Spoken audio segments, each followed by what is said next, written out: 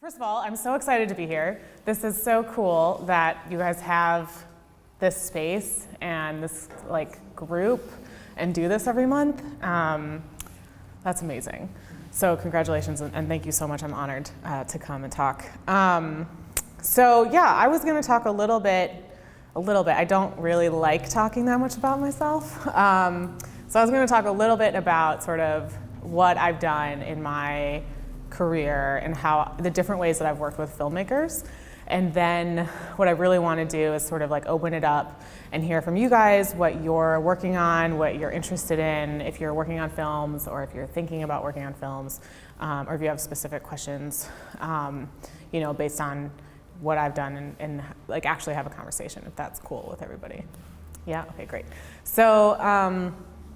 So I recently accepted the position of the executive director of the Hawaii International Film Festival. You guys, does everyone know what that is? Okay. So it's coming up in 30 days, less than that. So forgive me if I'm a little bit tired tonight, but so it's November 2nd through the 12th. Our opening night is actually the 1st, but the films start on the 2nd.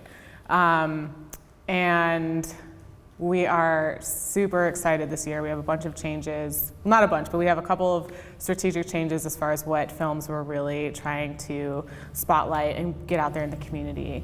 And our program launches Friday. Oh God, our program launches on Friday. We will have a brand new website and our program is going to print and knock on wood, we'll have some press come Friday. So, that's when our lineup will be out. So be sure to check that out. I've been doing this now since August 1st, which is really not that much time. But I've worked with HIF for a long time. I started working with HIF in 2009. I came in actually doing, I volunteered. I was a volunteer, back then they had, it was all still on 35 millimeter for the most part. And because of some experiences I'd had in college where I worked as an actual film projectionist doing reel-to-reel projection, I knew how to work with all different types of 35 millimeter prints. And so I volunteered to come help out, inspect 35 millimeter prints and build them, because when 35 millimeter comes, it ships into, especially a place like Hawaii, that's all broken down, and then you have to actually tape the film, the celluloid together and put it on the platter. So that's how I started at HIF. And then, over the years I did all their print traffic. I ran the projection booth for a couple of years. I ran all the education initiatives for a few years. I did a lot of grant writing for them. And now here I am trying to run the whole festival. So, so let me back up. So my education is in film theory.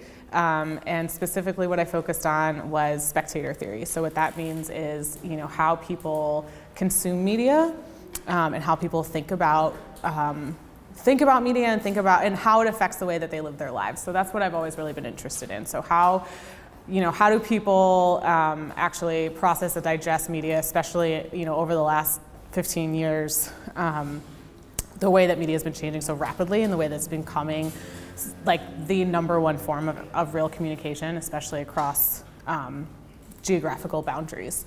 With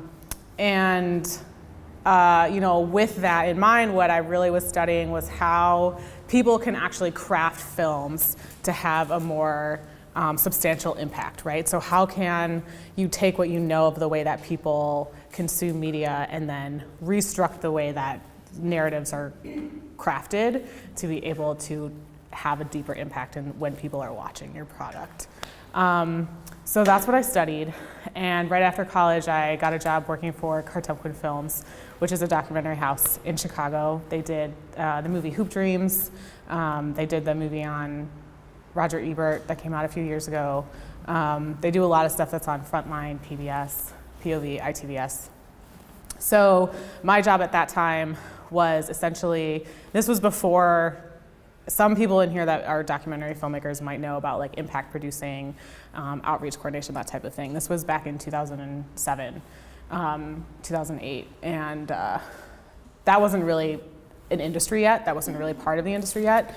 But at Kartemquin, because the mission of that nonprofit is so social justice oriented, they were a little bit ahead of the curve in doing some of that work. So my job at that time was to manage campaigns around the films that they were producing in the distribution space, to specifically work with communities where those films could have real impact, right? So one film that I was a lead player on was a film called In the Family, and it was about the BRCA genetic mutation, which is a genetic mutation in women that has like a 90%, if you have this genetic mutation, you have a 90% chance of developing breast or ovarian cancer at some point in your life.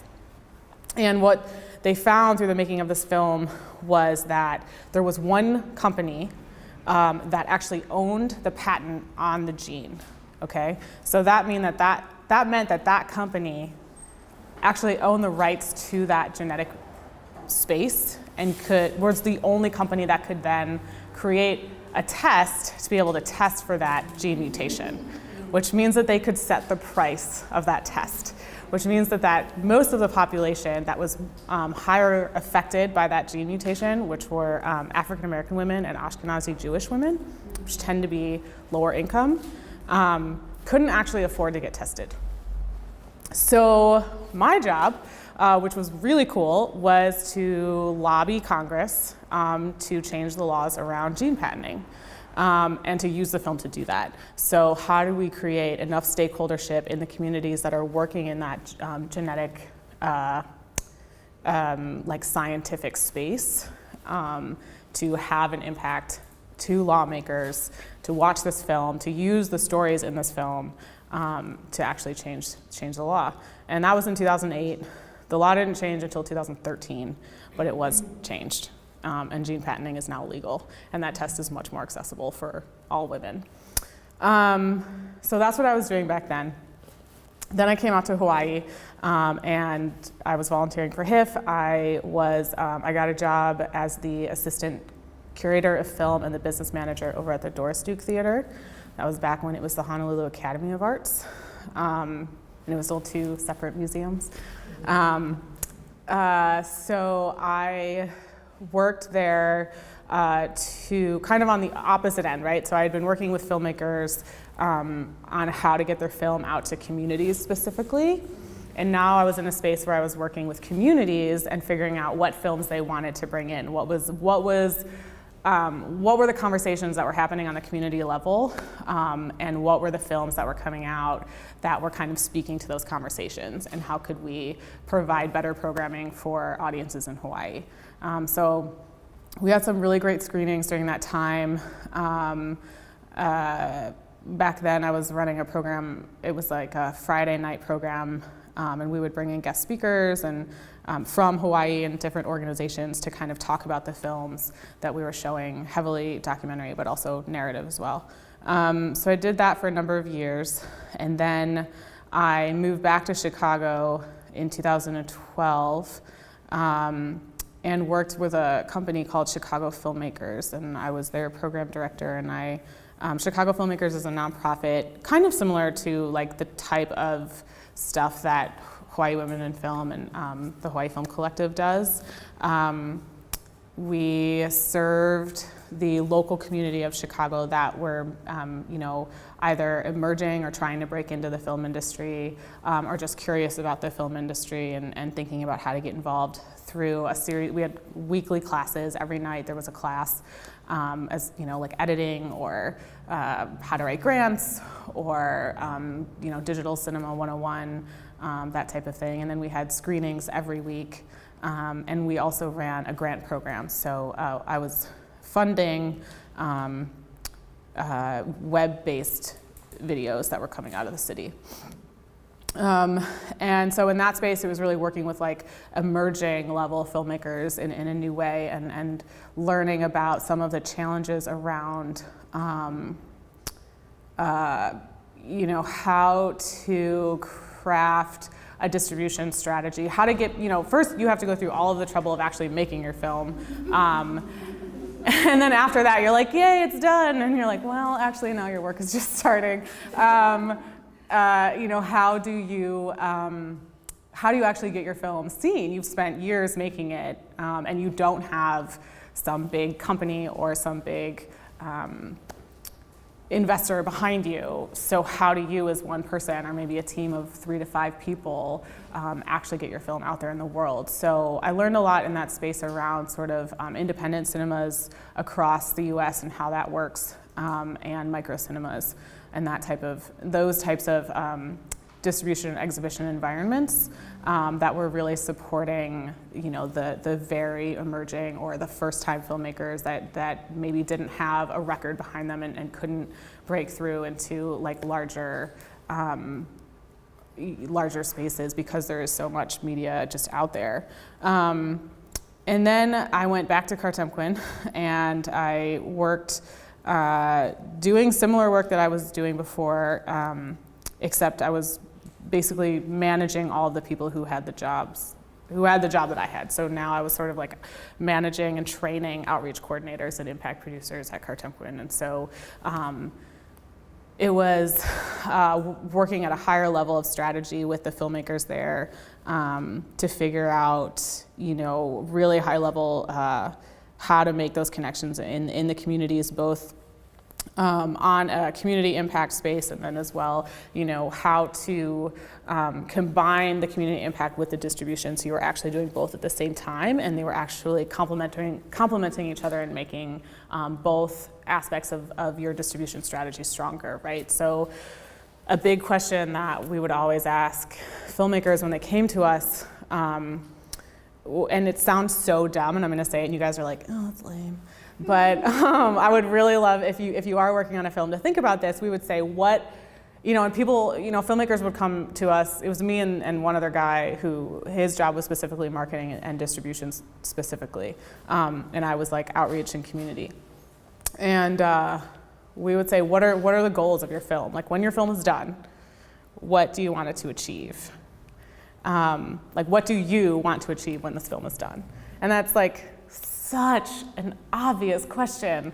And so many people just kind of looked at you and we were like, well, let's start there. But the best part about that question, and I challenge you all to think about that, is a lot of the things that will come to your mind, probably, not with everyone, some people are very clear with what they want their film to achieve, can be contradictory when you start thinking about how to actually achieve that, right? Like, some filmmakers would walk in and be like, I want to win an award. Great. If that's what you want to achieve, we can create a distribution strategy to help you win an award. And how you're going to make your film is going to change if that's your goal, right? Some people would walk in and say, I want to change law. Okay, that's an entirely different strategy than I want to win an award. Some people would say, I want to get a ton of festival laurels. Okay, I want to be on TV, I want to be theatrical, I want to make a lot of money, I want to get a lot of press. I want this film to get me to the point where I can make a bigger film. You know, I mean, the answers to that question, what are your goals when this film is done, like, run the gamut. And the best part is there's no wrong answer to that question, right? Like, it's your film, those are your goals. You get to decide. But if you don't think about that throughout the entire process of making your film, I don't want to say it's going to be heartbreak when you get to the end of the film, but it could be really hard, and it could be unnecessarily challenging for you, right?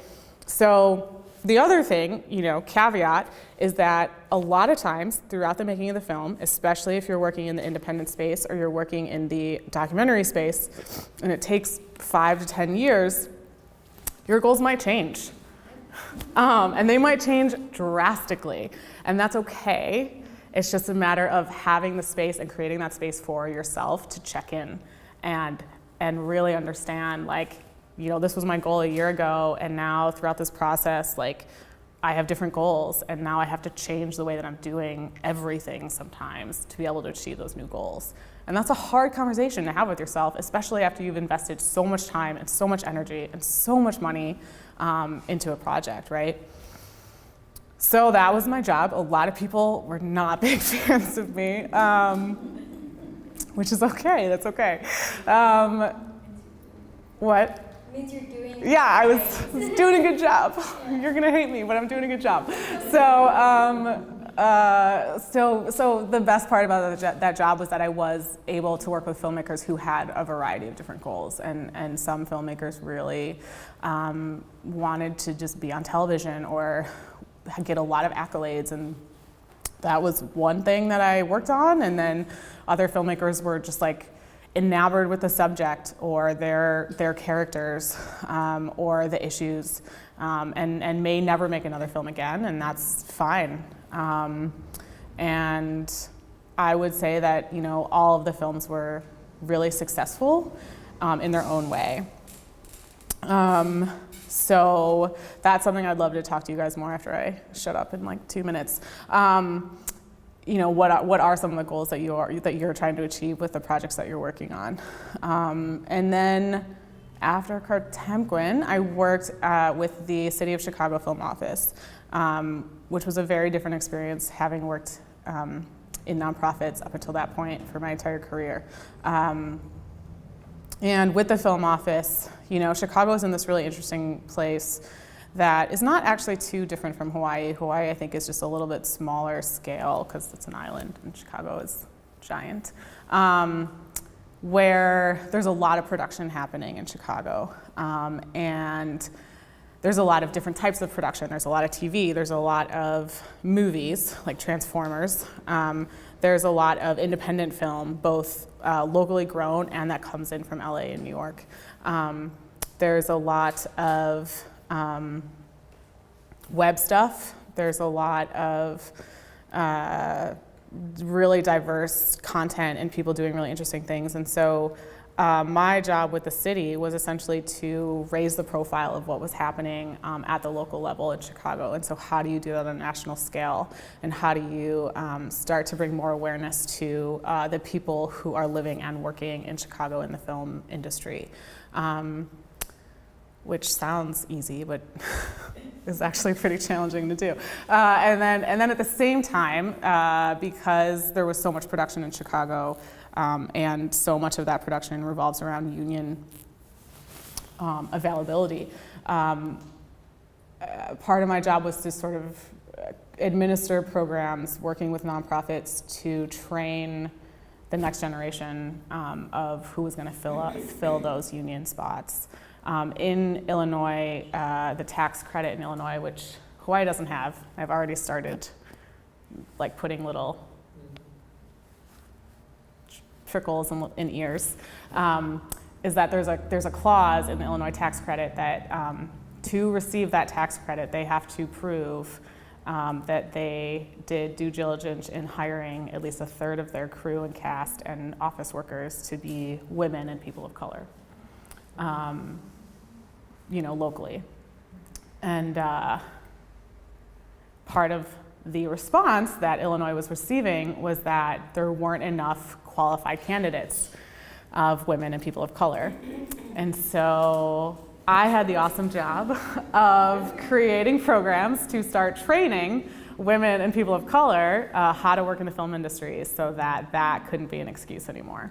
And that, people couldn't just fly people in from LA and New York to do jobs that people in Chicago, women and people of color in Chicago could easily learn how to do and probably do really well, and it would make a way bigger impact to the city to have that trained workforce. So that's part of what I did with the city, and then now I'm here. So that ended in July, and I was here August 1st, and that's what I've done. So, like I said, don't want to spend much more time talking about myself, and I really want to hear what you guys are working on. So, someone please raise your hand and tell me what you're working on, because I'll just keep talking. You're doing a project. Sure, Okay. yeah. I did graduate school at UH, Great. Master's in Asian Studies. Came back 4 years later because we got married. And started working for the College of Education as my full-time day job, pays my bills, I love the college, they're a great ohana for me. But when I first got here, within 4 months, we decided to take the OLL basic production. It's just for fun. He's a film guy, and I'll let him speak for himself. He curates Southeast Asian films, and he just got some emails from Anderson on Southeast Asian films on HIF that we're going to promote. Awesome, I love it. Anderson's doing his job. That's great. So after the production class, we were just kind of playing around. We found a couple of acts. And then the center and the Department of Theater and Dance, through Kirsten Pauka, she's the director of the Asian Theater program there, approached me, and I have known both of them even before we got together, working on Southeast Asian themed projects. And she really wants to create a documentary of one of the upcoming productions so that she can use it as a tool to raise funds. Because funding source for the arts is really just kind of going down, down, down. So I said, yes, I've never made a film before, but I'd love to try this out. So I've been working with them since September 2015. That was when the rehearsal process started for their Monkey King production. So that's the production that I'm focusing on. And I basically just followed them, went through nearly every rehearsal, and interviewed some of the cast members, the crew members, the directors, and their outreach. So part of the program is not just in the theater. They actually go out into the community and bring it to public schools, and even some private schools, and not just Oahu, but also the neighbor islands. And so they want to capture all of the essence of why this is such a good, great educational tool, and they should continue funding the Asian Theater program. That's the goal of the film. So I'm in editing. I have like a 30-minute, rough draft version right now. And how long do you want it to be? About 45 minutes to an hour. Really? Or okay. That's your answer. Okay. Yeah. I've been toying with a 26-minute version, or a 40-minute version, or an hour version. And I'm at the 30-minute. What is your client? How long do they want it to be? They being him and Kirsten, they said whatever you need for it to be. So there's kind of the main documentary, but they also want whoever receives this. It's going to be basically a press kit to Asian Cultural Council or somebody in DC, where if they want to see something more behind the scenes, they can. That's kind of where we're at. So we're not married to any one idea yet. She said, she said, play around with it and see what you can handle too, because I do have a full-time job, and I had to take this whole week off to actually get back to it. Yeah. We were part of that Marco Polo fire, so we got I'm so sorry. Yeah, so the whole thing was just kind of like, I had to stop everything in my life. Yeah. I'm so sorry. So it's kind of where I'm at, and when I saw this talk, I said, okay, I probably should go and learn a thing or two. That's kind of where I'm at. Okay. Yeah. So what do you feel like your biggest challenge is right now with your project? Time. That's your challenge. What do you think the challenge with the actual project is? The actual project itself, I think because none of us are seasoned filmmakers or distributors, we're all kind of saying maybe this might work. Yeah. Let's, and kind of sort of shuffle between different, it could be this small or it could be this big. Yeah. And I kind of want to get to a point where we really look at it and say, well, we want it to be yay big. Yeah. And these are the reasons why. Let's stick with that. Yeah. Maybe a little bit more direction from yeah.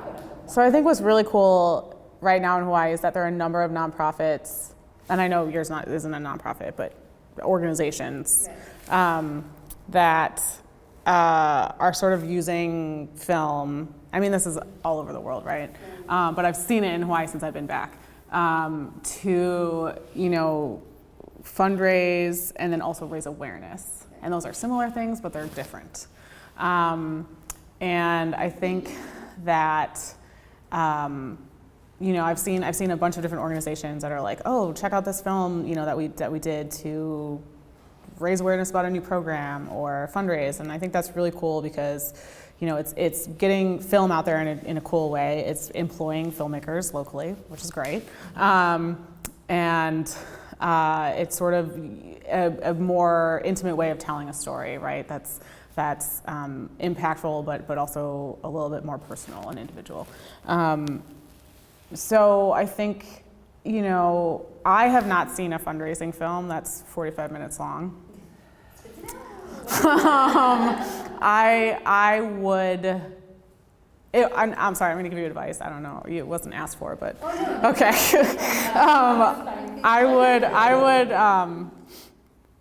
Do you know the people or the organizations that the client is going to take this to? Not specifically yet. We started a list, but it's kind of the Asian Culture Council and Yeah. Bureau of Educational and Academic and Cultural. Yeah, I mean, I feel like having a conversation around what those pitches are actually going to look like is going to be really helpful in determining what the product is actually going to look like.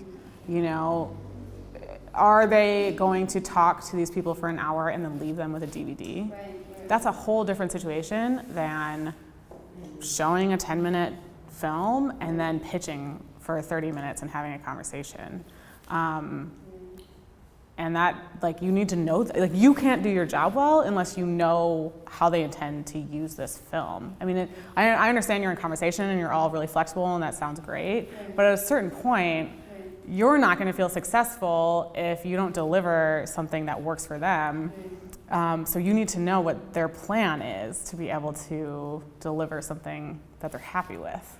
I mean, I think, you know, making sure that you understand what their actual challenges in fundraising are, right? So everyone is like, oh, the arts fundraising is dying. Okay, yeah, maybe it is. But that's going to look different for every single organization, right? And so what are their immediate challenges with the way that their funds are coming in or not? And what are the conversations that are happening in those spaces, and how can your film tell that conversation? So it's a little bit different because you're not, like, you are following one production and you're following specific people and a story, but what you highlight in that story has to resonate with the message that those funders want to hear. And you don't know what those funders want to hear because you're not talking to them, you're talking to your client. So that client better have a really damn good understanding of what those funders want to hear, or else you need to start doing a lot of research. You could tell the best story, and it could be an awesome film, and it can be really well produced and really well edited, and it could totally not raise any money. I mean, it's like, I'm sorry, but that's just the truth. And like, so by taking this on as your first film project, like, more power to you, lady. Like, that's because there is a very specific goal for that film, and it's not necessarily your goal, and it may not necessarily be the story you want to tell. You don't necessarily have creative control in this project. Like, you have directorial control, but your creative control is being set by your client. And so you need to understand the needs of that client to be able to feel successful.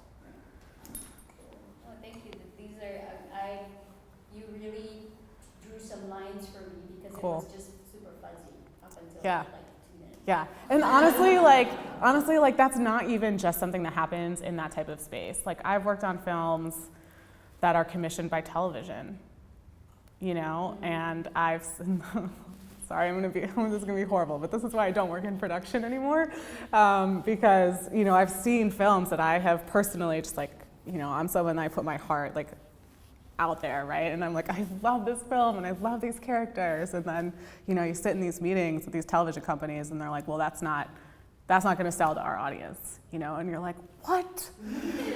Like, what is wrong with you? And then the whole film gets like mutated and you're like, oh, what is this piece of crap?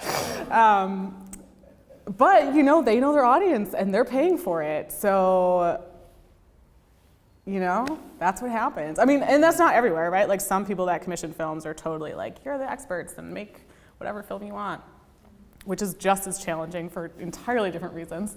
Yeah, but I think when you're working in a space where you're not fully independent, like you're independent as far as your schedule and your everything, but you're not independent in the relationship of the ownership of the material.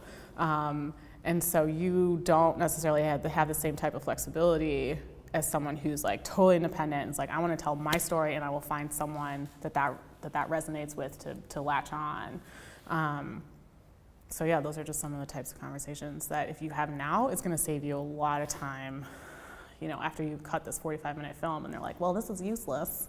Can you make a 10-minute spot? And you're like, no, because now I'm in love with every character that I've edited and I don't know how to cut it down, you know?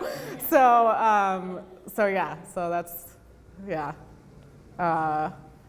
Who else is working on a project?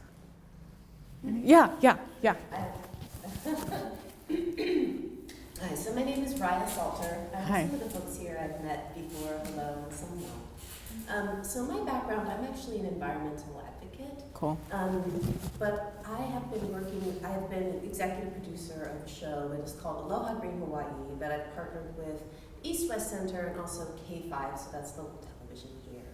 And the idea of the show is that it is a pop culture entertainment show that is focused on engaging the public, highlighting the solutions and the innovation that's happening to solve environmental problems in Hawaii. But it, you know, very much sort of through the lens of pop culture and entertainment. So that's, you know, energy, sustainability, but, you know, can we tell these stories in a way that's engaging and entertaining and positive, and everything that some of the doom and gloom stuff is not. I was very interested in sort of your background in terms of like how, you know, you can have impact, but definitely the idea is through entertainment. So, yay, the goal of the show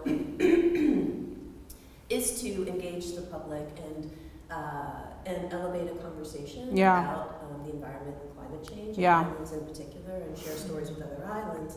But it is also to get to a broader distribution network, be it sort of simultaneously online, but also get to a... How is it getting out there right now?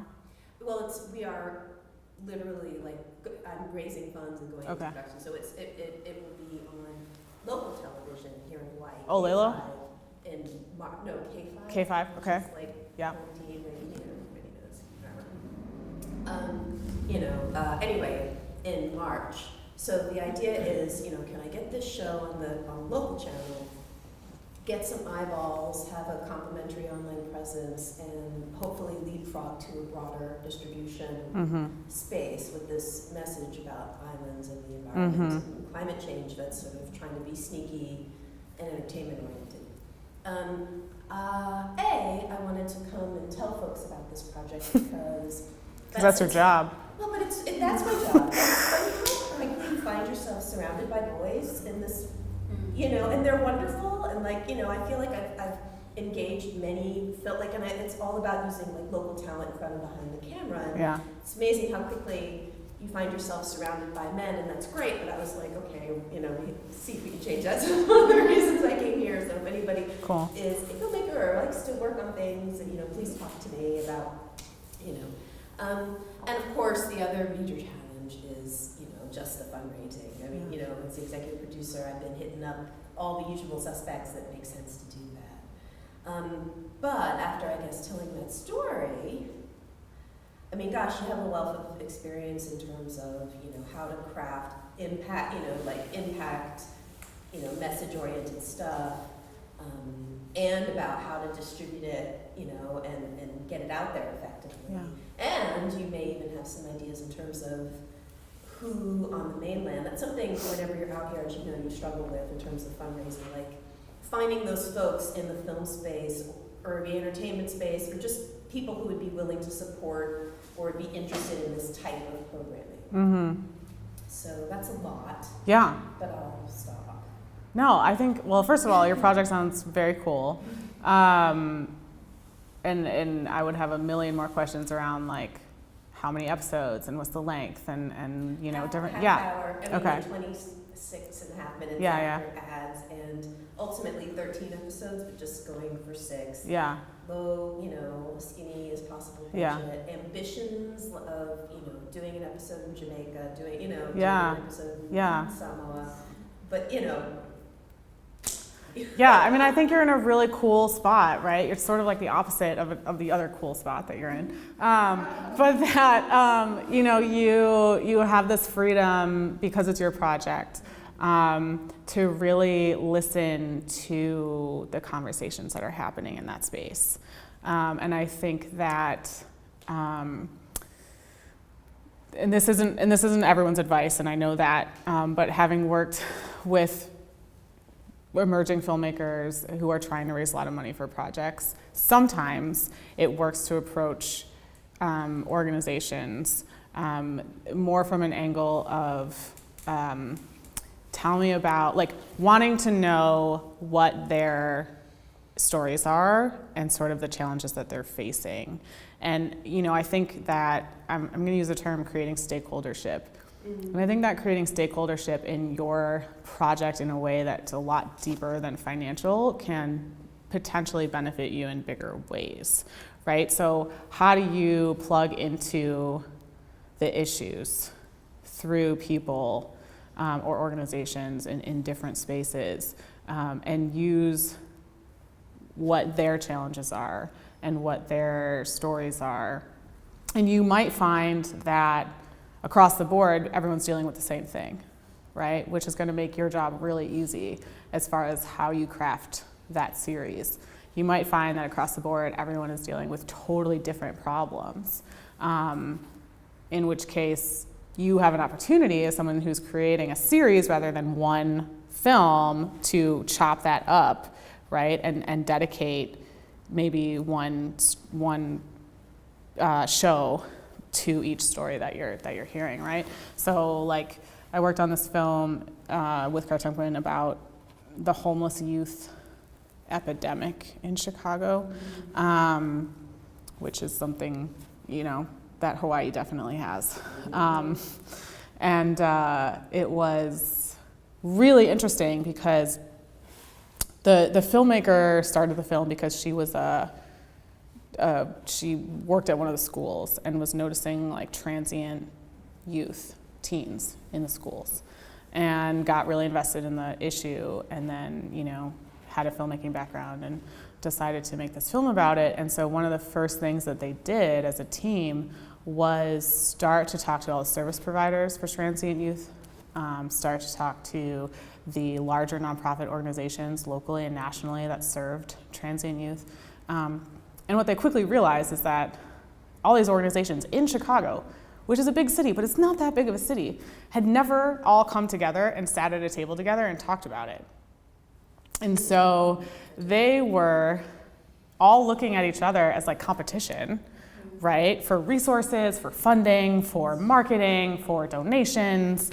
And they were all dealing with the same issue, and they were all having the same challenge, right? And so all of a sudden we had this film, and we were able to get everyone to just sit at a table together because of this film, and think about the one clear message that this film could speak to that everyone in those organizations could use, right? To help further their message, help further what they were trying to achieve, to change both the way that people talked about homeless youth, the way that people talked to homeless youth, the way that homeless youth were being served, and the way that lawmakers were dealing with the homeless youth problem. And so that was, I mean, it was a great film. I think it was nominated for an Emmy. And it's still playing around the world. They raised a ton of money both for the film and for the organizations. That's always something to think about, is, like, you know, how, you know, can you sort of share the issues oriented in your project to be able to raise money for yourself to do it, and then help those organizations raise money for themselves. And that's a cool way to kind of approach people. And I apologize if you're like, I've already done all of these. But I have partnered with some of the key organizations Yeah. in the area, but the issue being that, folks don't have big media budgets. Yeah. And it's a very, it's a small community. It's like a known. Yeah. So there's, a circuit that I'm definitely going for fundraising. I don't want to take up all the time. No, that's cool. I'm interested in your thoughts on, I know it's a very specialized area, but just a bit on sort of, you've done this work sort of working with communities on specific issues and then trying to craft media that targets how people receive, particular types of issues. And you may or may not have specific knowledge about environmental stuff, but everybody knows that, Al Gore was extremely impactful with Inconvenient Truth and extremely impactful. Yet I feel like now, especially with all the disasters, we can't sort of continue to engage in this sort of shock and scare thing. So I'm really looking to take a positive approach. But anyway, I don't know if you have any thoughts you can share. Yeah, I'm looking up. I am. I can't remember the name. I think the name of this organization has changed. And the mainland fundraising is so frustrating because people are, it's like, call Leonardo DiCaprio. I'm like, yeah. Yeah, no. Girl, literally everybody. You know how many people have told me, like, well, can't we get Leonardo DiCaprio to support this? And I'm like, yeah, sure, if you want to go after that. If you can get Leonardo DiCaprio to support your film, like, totally do it. I'm 100% on board. I've had a lot of those conversations. There was this organization called Active Voice. Do you know if they're still called Active Voice? Do you know them? I haven't heard of them. I feel like they changed their name. Really? And I can't remember. So they have this thing, and some filmmakers hate it, and other filmmakers love it. I think it's a good tool, whether you have strong opinions about it or not. Basically what it does, it very simply breaks down ideas of impact. It's like a gardening anthology, it's a gardening, what's the word? Analogy, thank you. So it's like, if you're trying to raise awareness, you're like, I'm going to butcher this because it's been years since I've talked about this. It's on their homepage, Horticulture, yeah. Horticulture tools. So you're like, if you're trying to raise awareness about an issue, you're scratching the surface, so you're like a rake. If you're trying to really make significant impact in one issue, then you're like digging deep down and you're like those garden tools that are whatever. Thank you. God, I'm terrible at this right now. But so anyways, look it up.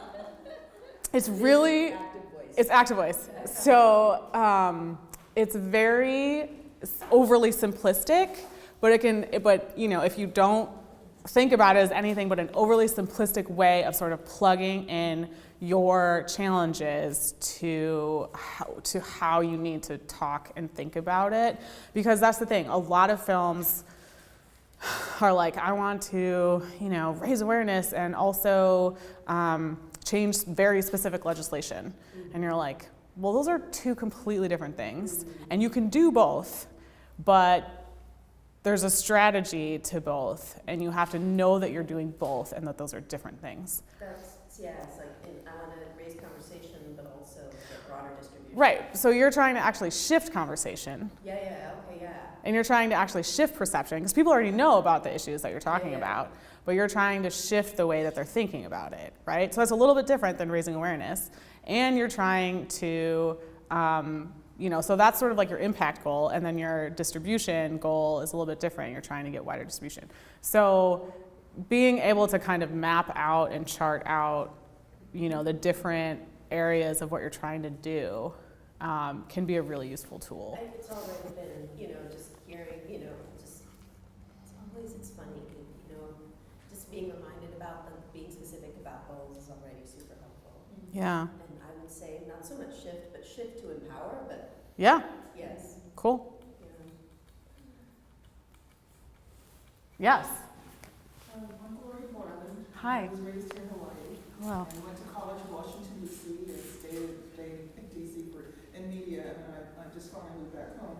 But my project, I have a documentary film. It's a historical documentary film. Cool. And it finishing funds. The name of the film is Barack Obama Made in Hawaii. Okay. I started in Hawaii. I started in Washington, D.C. 9 years ago. I raised about $100,000 from small donors and put my own money in, and then moved it to Hawaii because in D.C., although they're brilliant, they've been around the world, they've never been to Hawaii, and they don't understand this, and they, all the stereotypes of it being exotic. So I moved back home thinking I could be able to raise money here, and I finally got a grant award from the state legislature. Congratulations! Yeah. For finishing funds, and it should be released any day now in October. That's what I was told. And what my problems are is that I've had. This is for commercial. This is for commercial success. I've done, a TV series that I independently produced years ago. It was on PBS, 150 stations nationwide. 50 episodes. WNET in New York, WETA in Washington, KCT. Yep. I did all that. Yep. Was in the paper and all that stuff. I don't care about that. It didn't make money. Barely break even in PBS. Never again. So this one, no, you don't make money on PBS. Forget it. So, what I want is it to be commercial, to recoup the finances that have gone into it. And I also realize that the $100,000 that I'm getting from the state legislature is not enough. Because I really want the color correction. I want to upgrade to 4K. And it's going to all go into post. And that's another question I have is that the earlier parts of the film that I had, the little renditions were done in New York. I had a friend who was on the faculty of the NYU Film School, Julie. Has been teaching documentary editing at NYU for like 20 years, and she was great. She did my first cut. But she's in New York. And it was great when you were in DC, but it doesn't work here. And then I also had Devin Chapman, who he was an editor that in 2015, his documentary film won the Grand Jury Award at Sundance. Great. He's really great. But he's in Brooklyn. Okay? Yeah. So he was doing my assembly edit, but I'm here and he's in Brooklyn at the time. It just didn't work out. So I'm looking for an editor here. Yeah. And I can't find one. Yeah. And also one of the problems I've had is people wanting to change the vision. I know what I'm doing. I was raised here with Obama, same era, we're the same age. And I also know the audience on the mainland. And it's not a Hawaii film, it's both. And so that's where I'm at. And another thing I had a problem with was Chicago. Everybody has problems with Chicago, that's why it's so great. Well, in Washington, when I was raising funds and trying in the beginning, people, the reports I got back from all the big donors, all the big bundlers, was that they already branded Obama Chicago, and Chicago didn't want anything. They didn't want this Hawaii story to come out. So they sabotaged me, like, you really, really dirty. That's another reason why I moved back home, because they play hardball there. They branded it in Chicago, and they didn't want anything to interfere with that brand, and they really hurt me. But while still in production, I had a feature story in the Washington Post. And also I met Joy Reid last year at the Democratic Convention from MSNBC, and she wants to do a story we're ready to release. So it has the potential to go big. But I'm stuck here. Well, you're not stuck. You move back.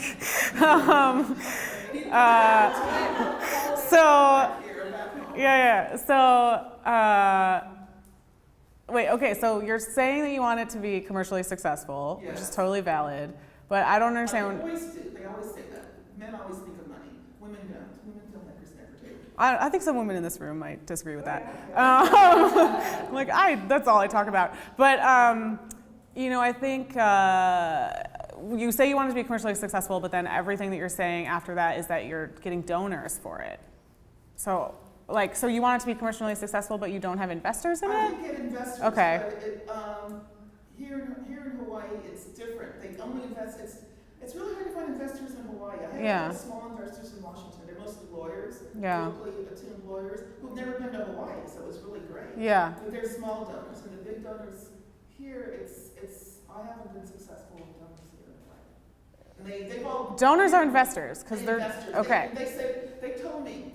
Some of the big multimillionaires here in Hawaii told me to go get this grant and aid from the state, go that way. Because money here only goes toward like real estate. That's what they tell me. Real estate and tourism stuff. Because of the tax credits. If we still had the tax credits at 221, which expired about 5 years ago, they would do it. But I know. In fact, one of the investors for that Princess Kailani film that put $9 million from the tax credits you know, they all told me that it's a different era now. It is. For investors. Yeah.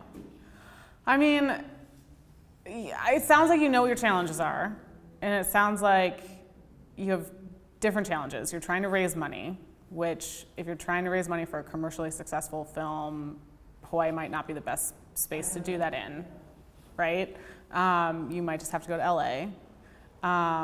And if you want a commercially successful film, and I don't know what that actually means to you, I don't know if that means like just making your money back, or if it means a theatrical run, or you know, HBO or whatever, Amazon or whatever.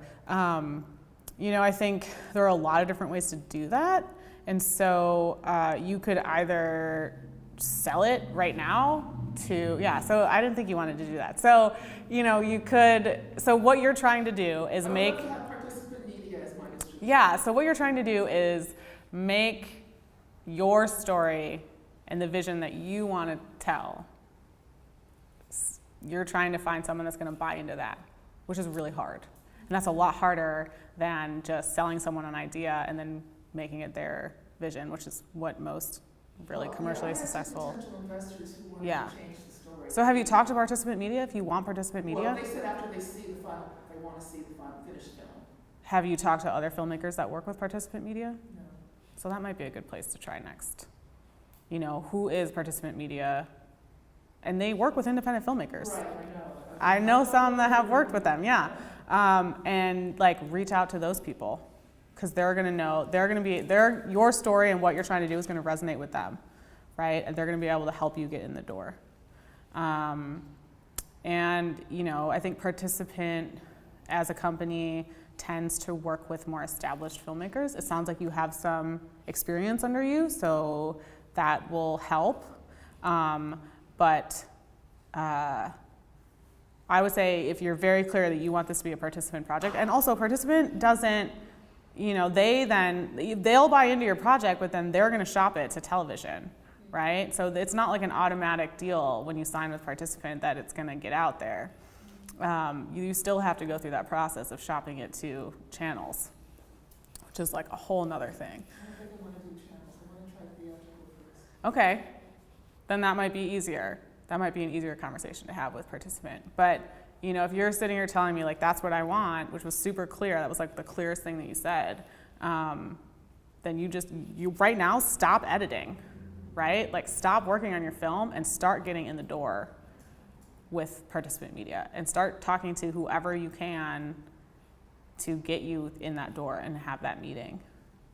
Because you know, you can make a film that is no interest to them, but if you start talking to people who have worked with participant and know what they want and know what they're looking for and can help you craft a presentation to be able to have that conversation with them, that's gonna make your life a million times easier.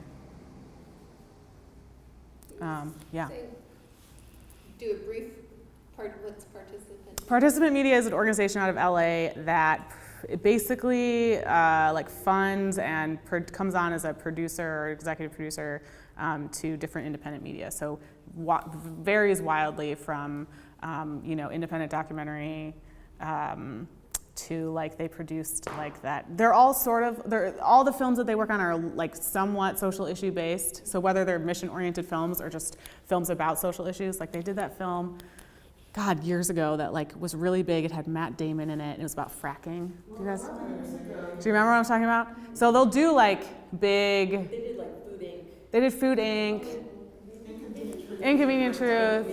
Yeah. So they're like basically a company that finds content that's social issue oriented, and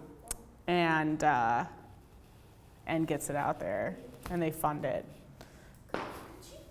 It would be, could you give maybe a little more, you just did part of it, a little more transparency to what you guys are talking about in terms of for film, what it means to be looking for investors versus donors versus? Well, so the very, very, very basic difference there is that donors don't expect to get paid back. Period, end of story. There's really not much else to talk about, right? Investors, that's a relationship where they are investing in your product to make a return on that investment. And well, I guess I just mean in terms of the community, like there are film companies that are looking to fund projects to do that, or is it more just, you know, just structuring the deal in that way. I heard you guys, it almost sounded like you were talking about accessing different communities. As for, the tax credit in Hawaii, yeah. I have an LLC for investors. It's an LLC that I incorporated in Washington, D.C. But when I moved back home to Hawaii, everyone said it's all donations here. Yeah. So I did a nonprofit. Yeah. I had two, so it's like a And that's really smart. whatever. That's super smart. And a lot of independent films and filmmakers have both. That's like totally standard. I think having a conversation with yourself around how to navigate that space if you are planning on doing donations and investors is really important, and talking to people who have done both is important. Because, the goals of those different funding groups are going to be really different. And you're going to be the person that they're, Dealing with donors and sponsors, see. Yeah. But not so much. Yeah, donors are giving to a cause, sponsors are giving to align with a brand, and investors are giving to make money, right? And that's really what it comes down to. That's, again, a mass oversimplification of the complexities of that, but... I get the fundamentals, it's just that I just have research to do in terms of the community. So there's folks like Participant, apparently, who will come in and be that executive producer, shop it, and try and take your product and make money out of it, I'm hearing. And then I hear you're talking to wealthy individuals, and then I guess are there companies, there are film investment companies that are looking for projects to invest in? There are. I don't know of any in Hawaii. There are some in LA and New York, and very few in Chicago. It's more like individuals that do that, and yeah. Circuit with Yeah. your pitch for, hey, this can actually. Have there been any filmmakers here in Hawaii that have taken their independent film and made money nationwide in Hawaii? Somebody Hawaii-based? I would start with Island Film Group. Pardon? Island Film Group. Oh, I know them. Roy and Whitaker? Yeah. I mean, they're at least commercially viable. Yeah. I think that,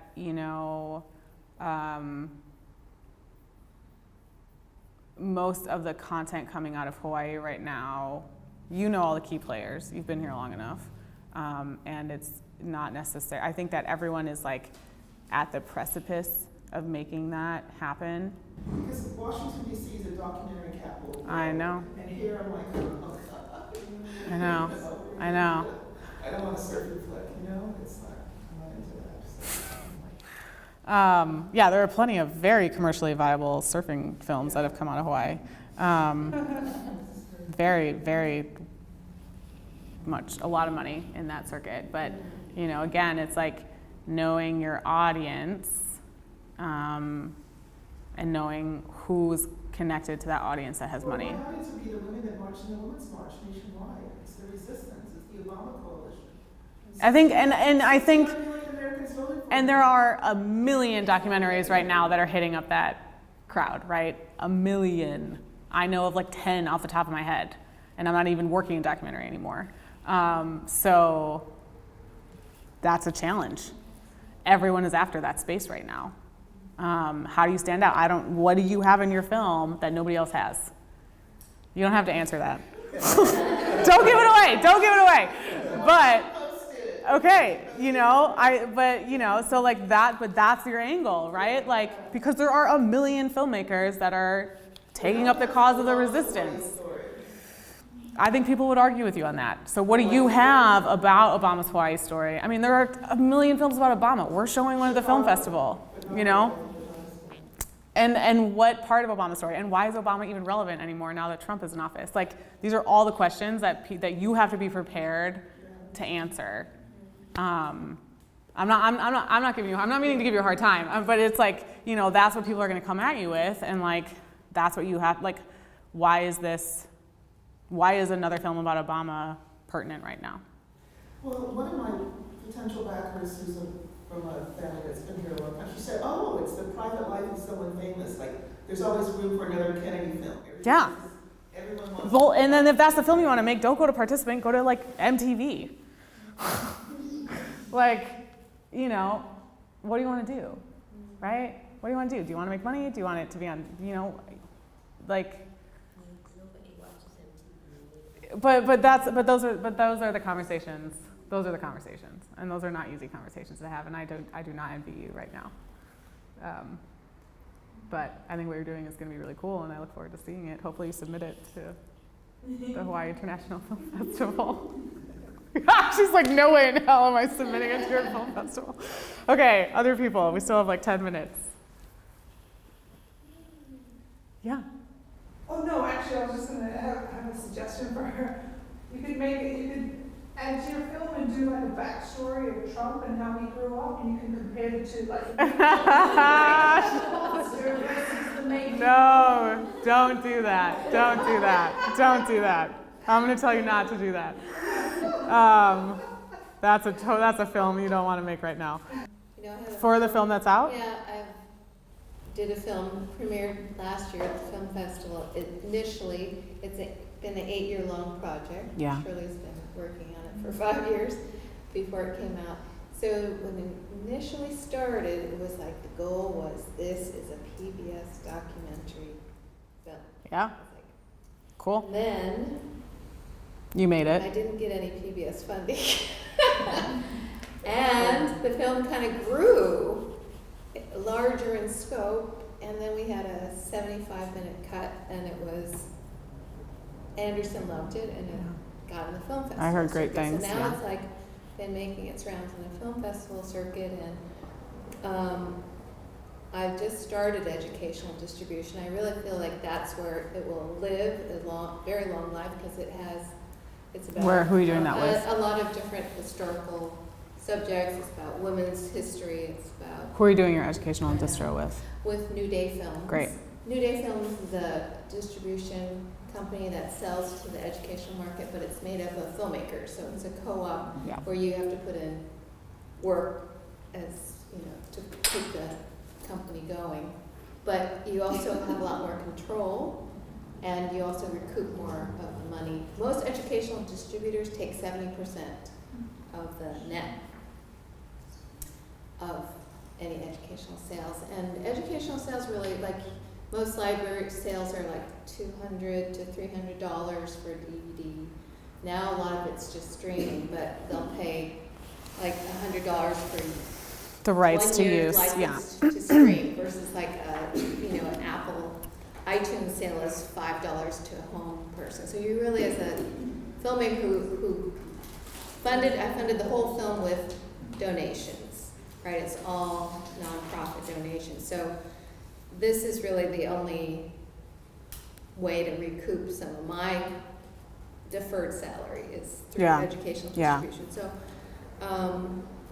the television part is, now I'm kind of, that always was my That's what you want. ultimate Yeah. goal, but it's kind of been eluding me, or it's like still there. Why do you want it to be on TV? What's Well, that's what I'm trying to figure out.